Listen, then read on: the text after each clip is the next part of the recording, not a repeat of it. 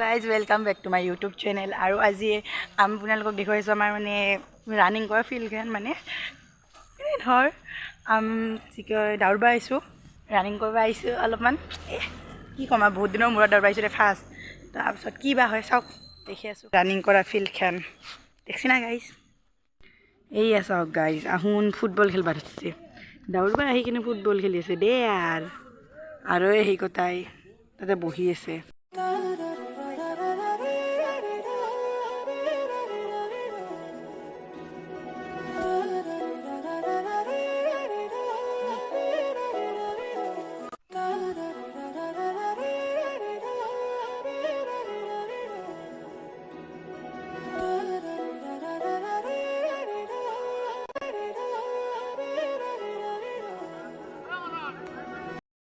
Guys দৌৰা চৌৰা হ'ল, exercise কৰা হ'ল।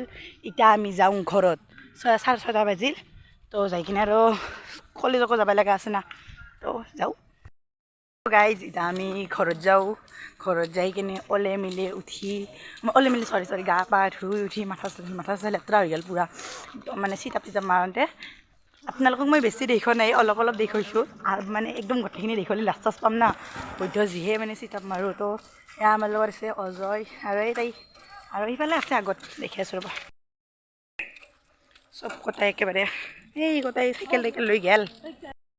তোক চাওক, ৰাস্তাই ফুটবল খেলবা ধৰছি, খেলবা নাজনে। কিবা এটা কৰছা না, কিবা এটা কৰছা। ভিডিঅ'টো এতিয়া সমাপ্ত কৰোঁ।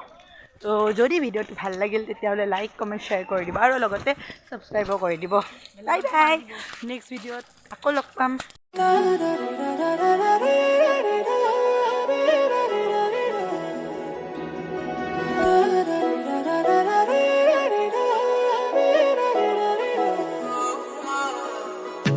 যোনে ধুৱাব আহি নিশা মোখনা কুলিৰ মায়া ভৰা জোনাকী